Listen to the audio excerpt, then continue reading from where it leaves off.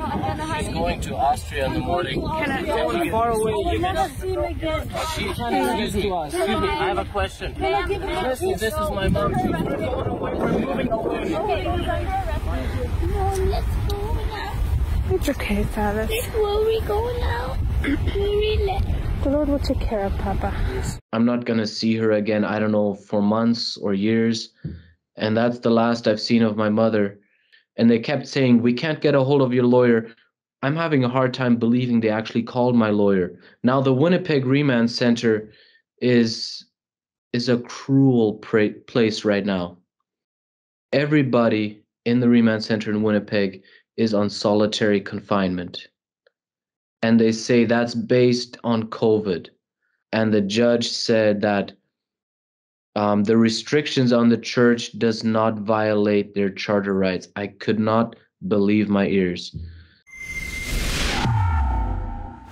Warning, censorship. Warning, censorship. Pastor Tobias Tissen is amongst the many pastors to be arrested recently here in Canada. This disturbing trend can be seen coast to coast, from the recent arrest of Pastor Phil in New Brunswick to the arrest of pastors Tim Stevens, James Coates, and Artur Pawlowski in Alberta. Luckily, today we're not here to bring you a story about a pastor behind bars. Fortunately, Pastor Tobias has been released. This took roughly 45 hours of him being in custody. Though this is good news for the Manitoba minister, it is not without its set of drawbacks. Pastor Tobias was able to negotiate the conditions of his release, meaning while he's not able to incite, organize, or invite anyone to an event that contravenes COVID-19 health regulations, he is able to perform regular church services as well as his duties as a pastor. Today, you're going to hear all of that and more from the man himself, Pastor Tobias Tissen, in our post-jail interview. To start, what happened? Can you give us a debrief on the whole situation? It arose a couple of days ago that you were being arrested by the RCMP in Steinbeck, and your family was there. Could you give us an update from then and what happened? So basically how this whole thing went down was this happened on Monday evening. Now, my mom, all of us, we're originally from Europe. From Germany, that's where I was born. We moved to Canada because we were not allowed to have homeschooling there, and we were persecuted for that. So we moved here, and long story short, we're back at it over here. But my father, who passed away last year, was kind of why we all stayed here as family. After that, my brother already moved back to Europe, and now my mother, her father is still living in Europe and he's getting older and needs help. So she decided to move to Europe as well, and my other brother as well. So I'm the only one from my family living in Canada right now. So Monday night was our last evening together. We went, bought some food, and went to the park to have a nice evening together. And we had good time. We ate together. We played with the children a little bit with my boys. And then when we left, you know, I had a heavy heart. My mother's leaving and all that. I didn't even think about my warrant at all whatsoever. For the last month and a half or 2 months, I have not been hiding whatsoever. I have been to Winnipeg. I've been to Steinbeck. I've been through the stores where I needed to go to and, you know, live normal life. And nothing ever happened. So I didn't really expect anything would happen on Monday. The only thing basically on my mind was my mom is leaving. It's our last evening together. And then I got out of the parking lot and I see some people standing on the sidewalk. And even that didn't catch my attention. I was like, that's normal. And as I drove a little further, I see a police cruiser coming up. And as soon as I saw the police cruiser, you know, the RCMP, they have the big lights on the roof, and then underneath there they have this little light, really bright light. It almost shoots out at you when you see it. Like they use that to get your attention. As soon as I drove up, got closer, that light just shot at me, and I was like, what do they want? And the first thought literally on my mind was not my warrant. It was like, oh no, I'm not buckled up in my seat right now, and my son is standing in the back row, you know. But then almost right away was like, oh no, this is a much bigger problem here. And as they approached, came to my door, they asked for my license, and I asked him what the stop was for. While we were talking, a civilian approached us, and he kind of walked past so I could see him, and he goes, "Hello, Tobias," with a nasty grin. And that was the Herald, the police chief from the RCMP. So either he himself had seen me in the park or one of his friends had reported me. But in the video, it's pretty obvious he has quite the nasty grin on it. The nasty grin, I got you. Anyways, he told him, "That's Tobias. He's under arrest. Take him out of the car." So we walked back to the vehicle, and you can tell in the video my mom badly wanted to give me a hug. I, of course, her too, because in the morning I was going to take her to the airport. And I knew this is not going to be just a quick release. I'm not going to see her again, I don't know, for months or years. And they completely denied that. In fact, the lady officer was really nasty. She shoved them around. And finally, the male officer told me, "If you sit down in the car, then she can give you a hug while you're sitting in the car." And I was like, you know what? If that's the only way it's going to work, I'll do it. And then he said, "That's a fair compromise." So I sat down in the car. As soon as I sat down in the car, they slammed that door shut. They chose not to allow it, and they slammed that door shut, and my mom was standing outside there crying and, waving, kissing through the glass. And that's the last I've seen of my mother. And they took me to the station from there and kept me in police custody till 11:30 at night. And from there, they took me to Winnipeg police custody. And all along, they were trying to force the legal aid on me instead of letting me use my lawyer.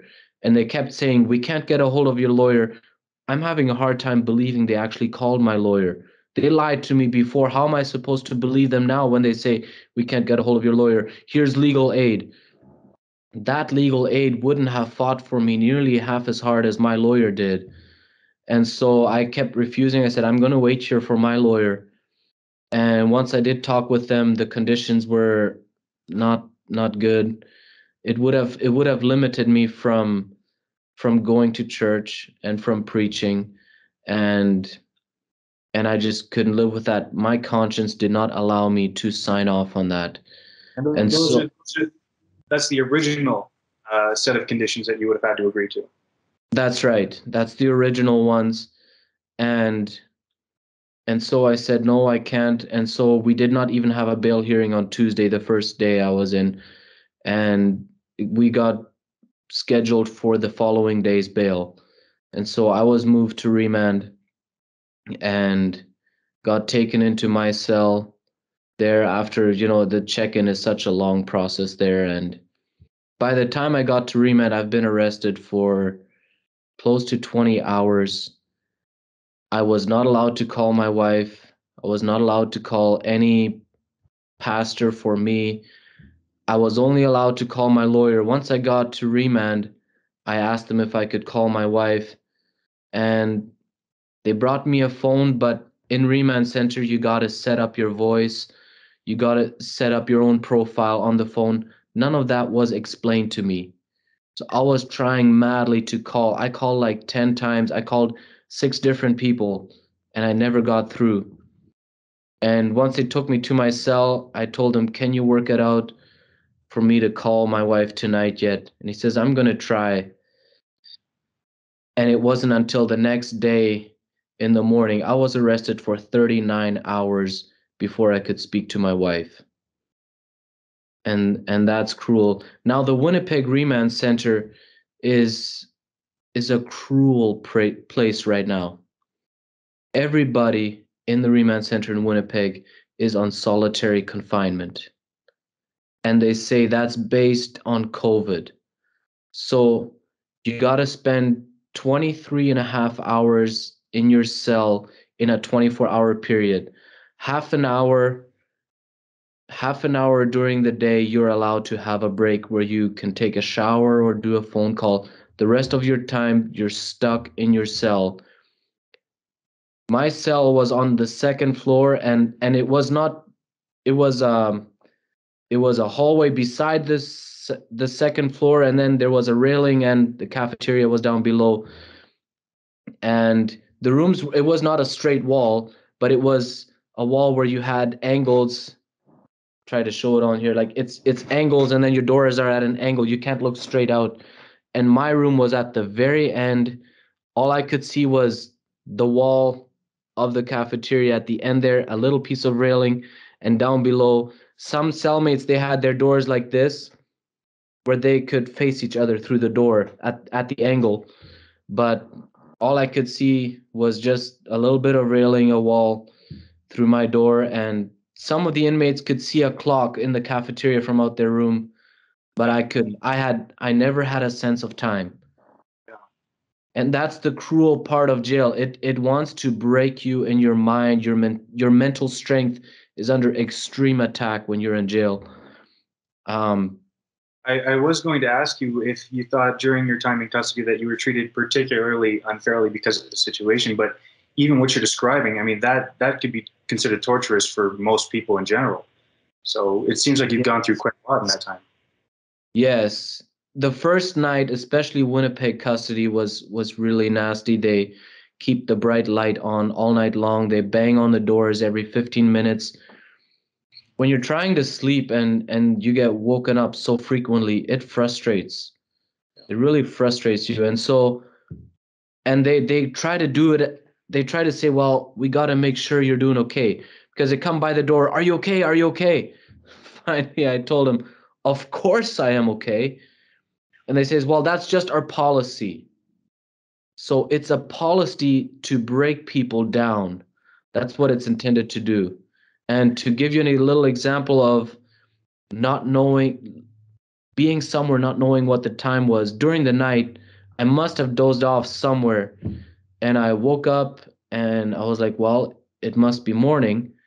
And next time an officer walked by, I asked what the time was, and it was like 2:30 in the morning. So on a good news front, though, the conditions you had to sign weren't the ones originally proposed by the state. You actually have, seems like a good set going for you. What can you elaborate?